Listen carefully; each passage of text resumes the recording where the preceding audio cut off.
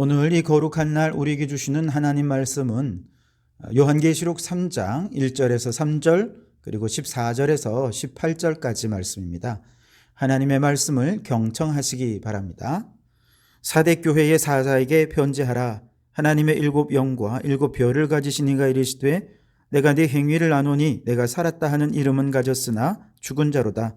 너는 일깨어 그 남은 바 죽게 된 것을 굳건하게 하라. 내 하나님 앞에 내 행위에 온전한 것을 찾지 못하였노니 그러므로 내가 어떻게 받았으며 어떻게 들었는지 생각하고 지켜 회개하라.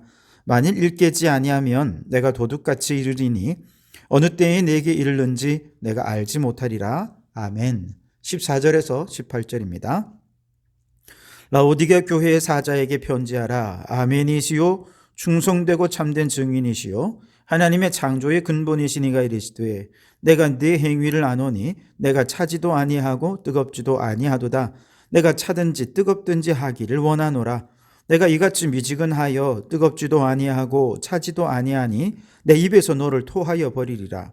내가 말하기를 나는 부자라 부요하여 부족한 것이 없다 하나 내 곤고한 것과 가련한 것과 가난한 것과 눈먼 것과 벌거벗은 것을 알지 못하는도다. 내가 너를 권하노니 내게서 불로 연단한 금을 사서 부요하게 하고 흰옷을 사서 입어 벌거벗은 수치를 보이지 않게 하고 안약을 사서 눈에 발라 보게 하라. 아멘. 오늘은 이 말씀으로 마귀가 시기하는 교회라는 제목으로 함께 은혜를 나누고자 합니다. 오늘 요한계시록에는 세 교회가 나오는데 사대교회, 빌라델비아 교회, 라오디게아 교회. 근데 오늘 빌라델비아 교회는 얘기할 시간이 없을 것 같고요. 사대교회와 라오디게아 교회를 함께 나눌 텐데 이 두 교회는 공통점이 있습니다. 한 두 가지 점에서 공통점이 있는데 우선 첫째는 외부적으로 다른 교회들이 겪었던 박해나 핍박 같은 이런 큰 환란이 없었다는 거예요. 내부적으로도 이단이 침투해서 교회를 어지럽히거나 교회가 갈라지거나 분열하거나 이런 문제가 없었다는 것입니다. 또한 두 번째 공통점은 사대라는 지역과 라오디게아라고 하는 지역이 대단히 부유한 지역이라는 것이죠. 물론 사대는 과거에는 부유했지만 지금은 많이 몰락한 상황인데 그러나 사대에 사는 모든 사람들은 과거의 영광, 과거의 부요에 대해 굉장한 자부심을 가지고요. 마음으로는 이미 굉장한 부자로 살아가고 있는 사람들입니다. 반면에 라오디게아 지역의 사람들은 이미 부유한 사람들입니다. 금융, 또 패션, 그리고 의료 이 분야가 아주 집중된 도시였는데 다른 상업 같은 경우는 불황도 있고 그렇지만 이 세 가지 분야는 따로 불황이 없어요. 늘 많은 사람들이 이것을 필요로 하기 때문에 이 라오디게아라고 하는 도시는 대단히 부유한 도시였습니다. 바로 이 도시에 세워진 사대교회와 라오디게아 교회도 성도들의 심령 속에 사실 외부적인 어려움도 없고 이단의 침투도 없고 그리고 물질적으로는 부유하다 보니 문제가 생겼습니다. 영적 긴장감이 풀어진 것이죠. 신앙의 간절함도 사모함도 없습니다. 헌신도 충성도 없습니다. 그래서 어떤 문제가 생겼느냐? 사대교회 같은 경우는 신앙의 생명력을 잃어가고 있었습니다. 1절을 보시면 내가 내 행위를 아노니 내가 살았다 하는 이름은 가졌으나 죽은 자로다.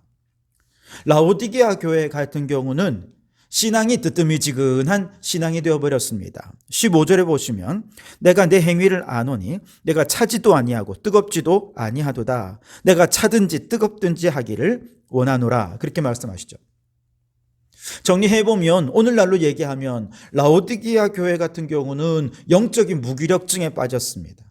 사대 교회 같은 경우는 지금 복음의 심장이 멈춰버려서 영적 심폐소생술이 필요한 응급 상황이라는 것이죠. 자, 이런 상황 속에 교회에는 이단도 없고 박해도 없어요. 그건 뭘 얘기하는 걸까요? 복음의 생명력을 잃어버리고 영적 무기력 속에 빠진 교회는 마귀도 건드리지 않는다는 것입니다. 생각을 해보십시오. 마귀도 믿음이 강한 교회를 볼 때 이단도 침투시키고 막 핍박도 가하고 그러면서 어떻게든 그 교회를 무너뜨리고 싶어 하겠죠. 근데 이미 영적 무기력증에 빠져 있거나 겨우겨우 목숨만 부지하는 그런 교회라면 마귀가 건들지 않아도 조금 있으면 다 무너져 버리지 않겠습니까? 그러니 굳이 애쓸 필요가 없죠. 마귀도 안 건드리는 교회, 마귀가 전혀 시기하지도 않고 마귀가 둘러보지도 않는 그런 교회, 솔직히 교회로서, 그리스도인으로서 자존심 상하지 않습니까? 그러니 교회가 그저 평안하다고 좋아할 일만은 아닌 것이죠. 복음의 생명력을 잃어버려서 마귀도 안 건드리는 그런 부끄러운 교회가 아니라 오히려 마귀가 볼 때 어떻게든 무너뜨리고 싶은, 마귀가 시기하는 그런 영적인 중심지가 되는 영적 생명력을 가지고 활기차게 살아 역사하는 그런 우리 성도교회가 될 수 있기를 주님의 이름으로 축원합니다. 우선 지금 복음의 심장이 멈추어버린 사대교회의 경우는 영적 심폐소생술을 통해서 어떻게든 이 교회를 살려야 되겠는데, 그래서 이 사대교회에 말씀하시는 예수님은 어떤 분이냐 하면 1절에 하나님의 7영과 7별을 가지신 이라고 말씀하십니다. 여기서 7영이라고 하면 성령님을 말하는 것이죠.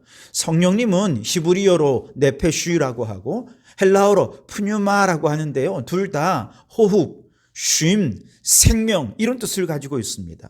다시 말해서 지금 사대교회에 말씀하시는 예수님은 어떻게든 복음의 심장이 멈춰있는 이 사대교회에 영적 심폐소생술을 통해서 다시금 숨을 불어넣어주고 호흡을 살리고 심장이 뛰도록 만들기를 간절히 소망하시는 분이 바로 7영을 가지신 그런 예수님이라고 말하고 있습니다.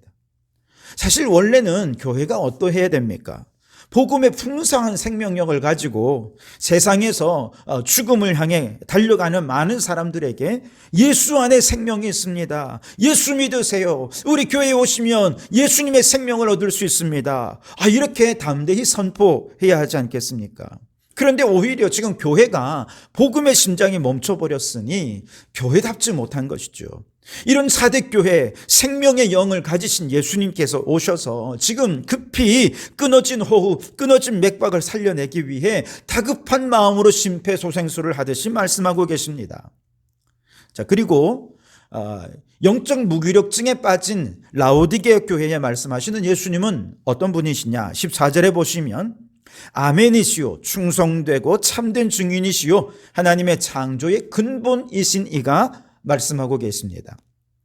아멘이라 하면 무슨 일이든지 하나님이 말씀하시면 무조건 아멘이고 무조건 순종하시는 분이 예수님이라는 것입니다.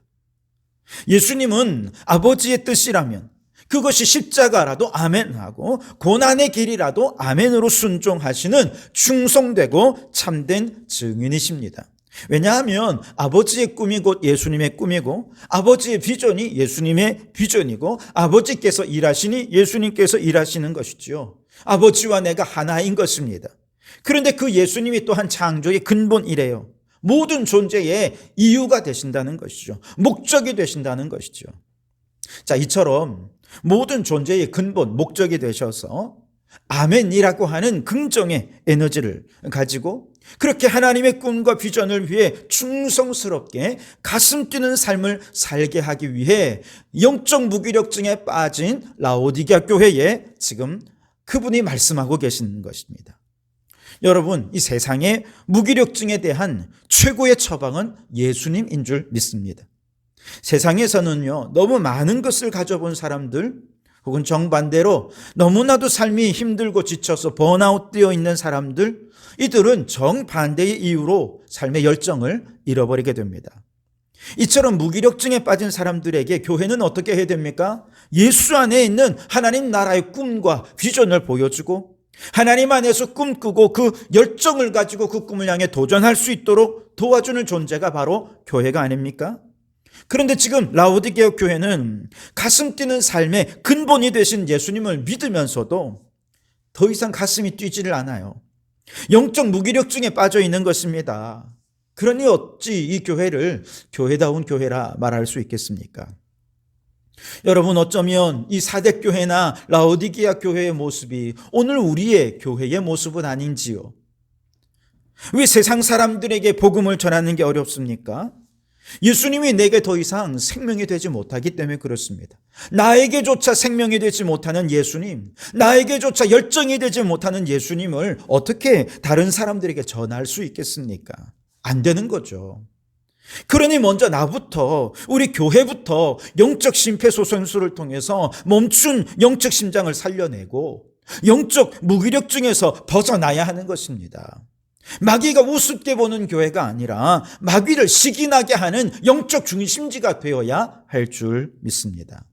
자, 그렇다면 어떻게 해야 다시금 복음의 심장을 벌떡벌떡 뛰게 만들 수 있을까? 3절 말씀해 보시면, 그러므로 내가 어떻게 받았으며 어떻게 들었는지 생각하고 지켜 회개하라. 만일 일깨지 아니하면 내가 도둑같이 이르리니 어느 때에 내게 이르는지 내가 알지 못하리라 그랬습니다.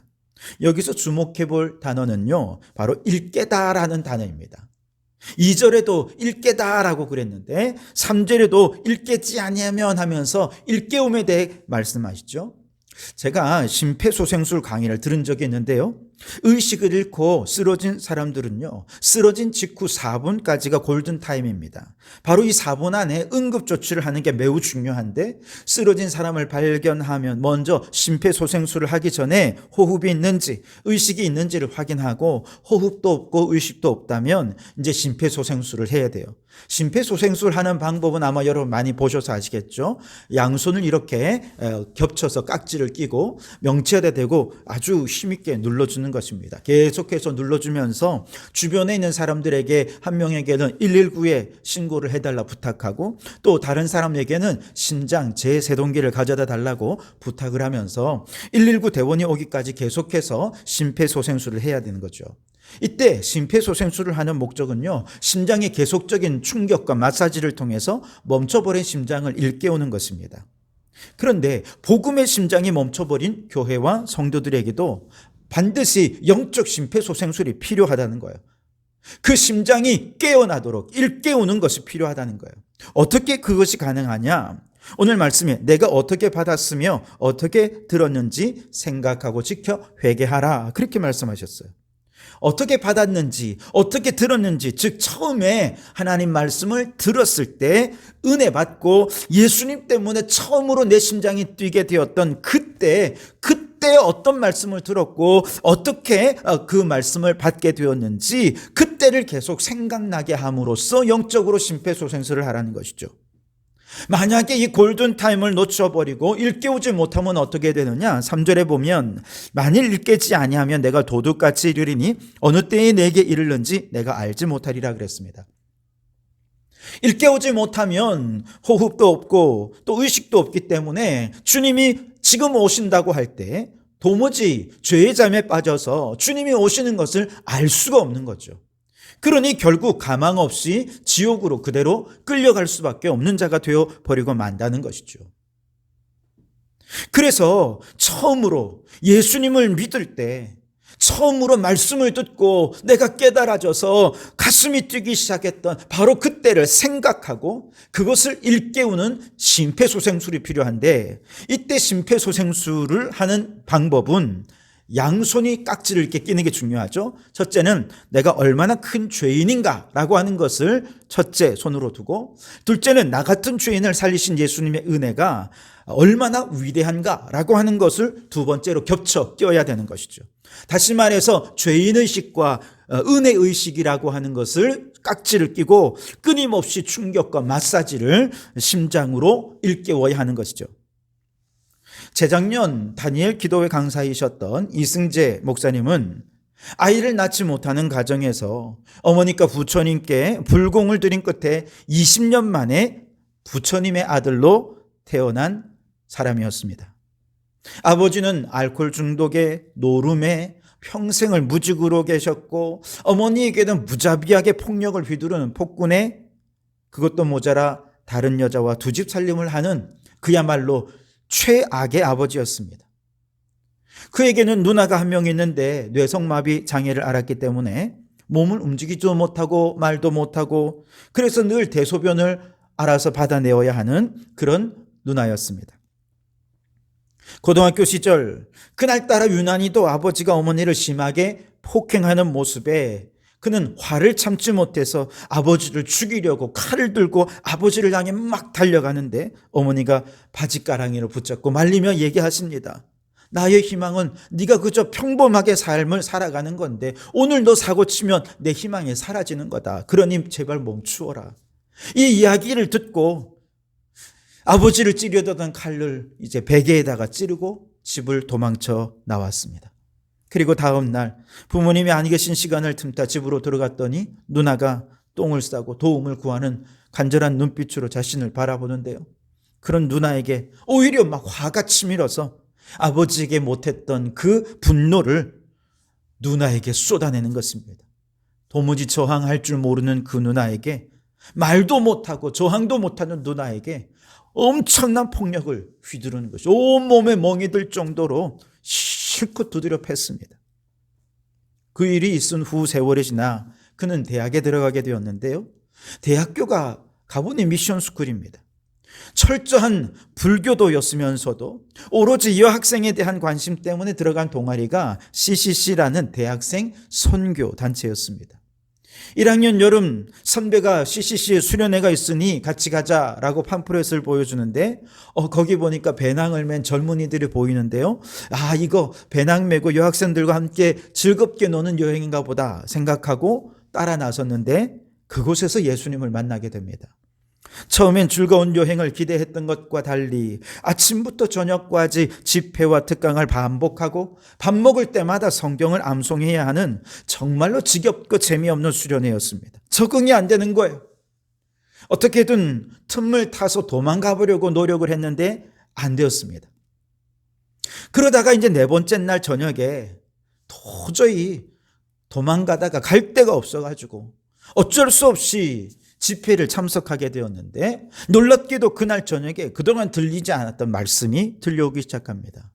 그날 밤 집회를 인도하는 목사님은 그 어느 때보다 확신에 찬 목소리로 말씀하십니다. 여러분, 우리는 모두 죄인입니다. 우리의 양심이 우리가 죄인임을 일깨워 줍니다. 우리는 이 죄로 인해 죽을 수밖에 없고 지옥에 갈 수밖에 없는 존재입니다. 그렇게 말씀하시는데 그 이야기를 듣는 순간 자신이 과거에 아버지를 살해하려 했던 그날 밤이 생각이 났습니다. 그리고 저항조차 할 수 없던 누나에게 화풀이 하면서 온 몸이 멍이 들도록 폭행했던, 그래서 아버지보다 더 잔인한 폭력성이 자신 안에 있음을 깨닫고 스스로 화들짝 놀랐던 그날 밤을 떠올리면서 말할 수 없는 죄책감에 빠지게 되었습니다. 양심이 그가 죄인임을 일깨우고 있었던 것이죠. 영적인 심폐소생술이 시작된 것입니다. 이미 누나는 세상을 떠나서 용서를 구할 수도 없어 어쩔 줄 몰라 하고 있는 그때 목사님이 계속해서 복음을 선포하십니다. 여러분, 그러나 우리에게 희망이 있습니다. 예수님이 우리의 모든 죄를 십자가에 대속해 주셨습니다. 그분의 십자가 죽음으로 우리가 죄 사함 받고 의롭게 되었습니다.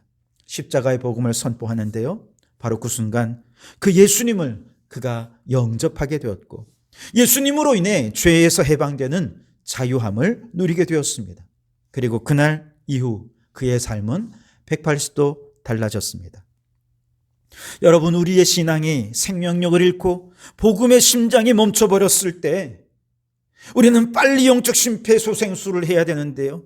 영적 심폐소생술은 어떻게 해야 됩니까? 나는 죄인입니다. 예수님이 내 죄를 위하여 죽으셨습니다. 이 죄인의식과 은혜의식으로 끊임없이 심장을 충격 주고 마사지를 해 주어야 하는 것이죠.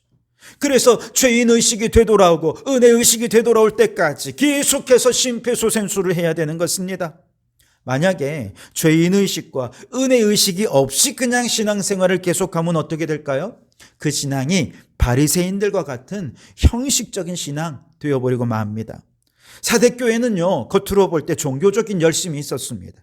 그래서 주변 사람들에게 참 열심이다, 믿음 좋다, 신앙생활 잘한다, 이런 얘기를 많이 들을 정도여서 살았다 하는 이름은 있는 교회였습니다만 실상 내면으로 들어가 보니 죄인의식도 없고 은혜의식도 없어서 복음의 심장이 멈춰버린 것이죠.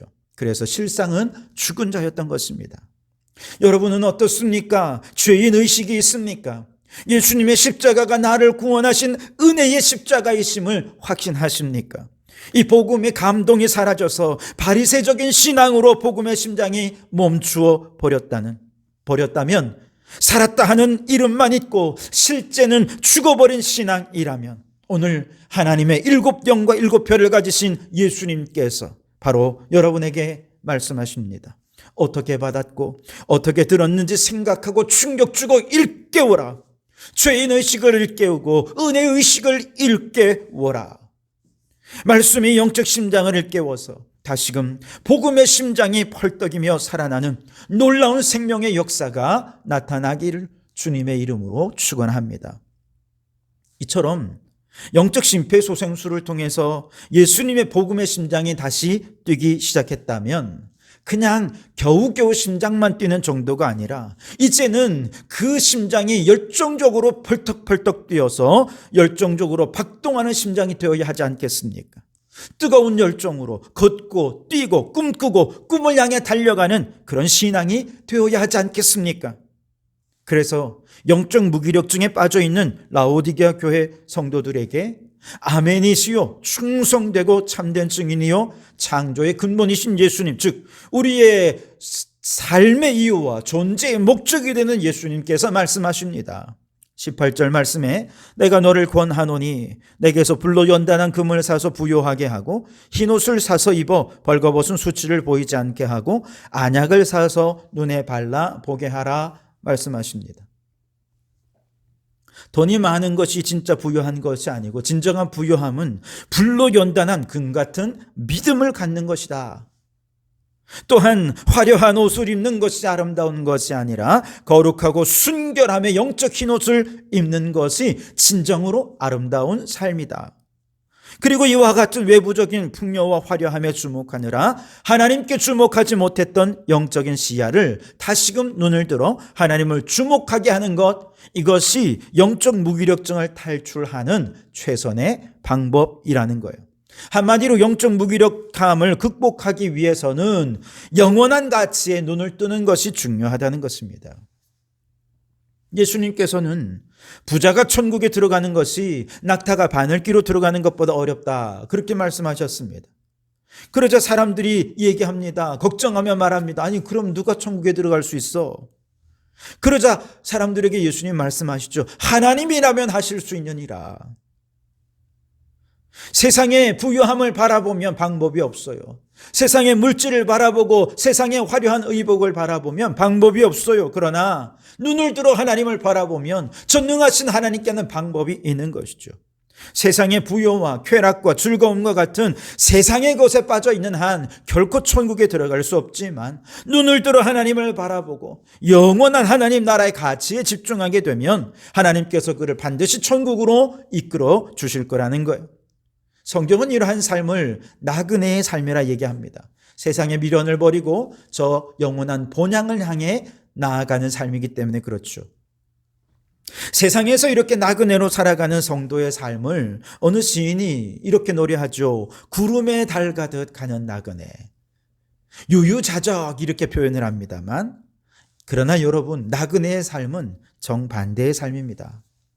세상의 보화를 쌓는 것을 포기하고 하늘의 보화를 쌓는 삶을 살기 위해 우리는 끊임없이 영적 싸움을 싸워야 하기 때문이죠.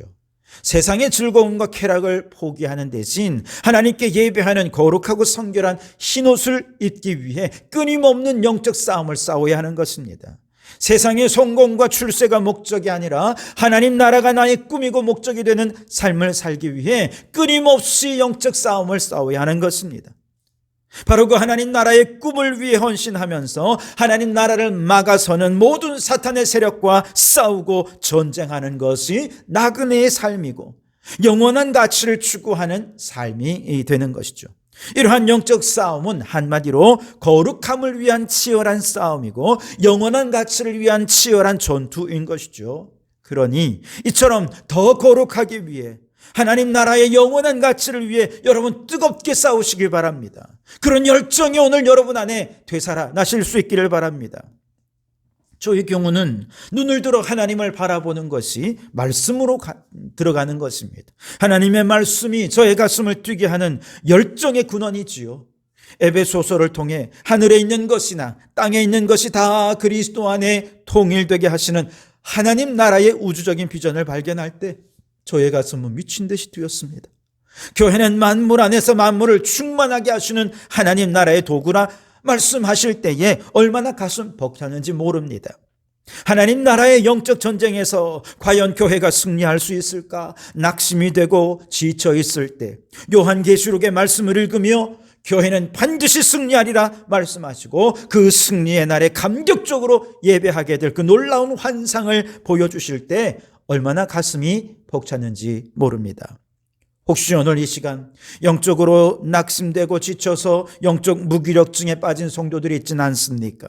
아멘이시요, 충성되고 참된 증인이요, 창조의 근본이신 예수님, 우리의 삶의 목적이요 이유, 우리의 열정의 근원이 되신 예수님께서 말씀하십니다. 하나님의 말씀 안에서 영원한 하나님 나라를 꿈꾸고 그 영원한 가치를 위해 열정적으로 도전하라 말씀하십니다.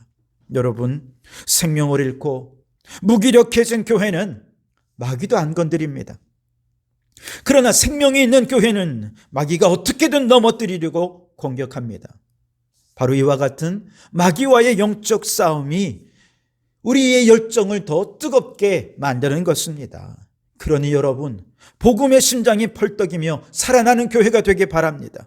말씀 속에서 하나님의 꿈을 발견하고 그 꿈을 위해 마귀와 싸우는 생명력 넘치는 신앙으로 살아서 마귀가 시기하고 마귀가 질투하는 우리 성도교회가 될 수 있기를 주님의 이름으로 축원합니다. 기도하겠습니다. 오 주님, 복음의 심장이 멈춰버린 우리들에게 죄인의식과 은혜의식의 심폐소생술로 다시금 생명력 있는 신앙을 회복하게 하옵소서. 오 주여, 세상의 가치가 아니라 영원한 하나님 나라의 꿈과 비전에 헌신하며 살게 하옵소서. 그리하여 사탄도 건드리지 않는 부끄러운 교회가 아니라 사탄이 반드시 무너뜨려야 하는 영적 중심지가 되는 우리 교회가 되게 해 주시옵소서. 예수님 이름으로 기도하옵나이다. 아멘.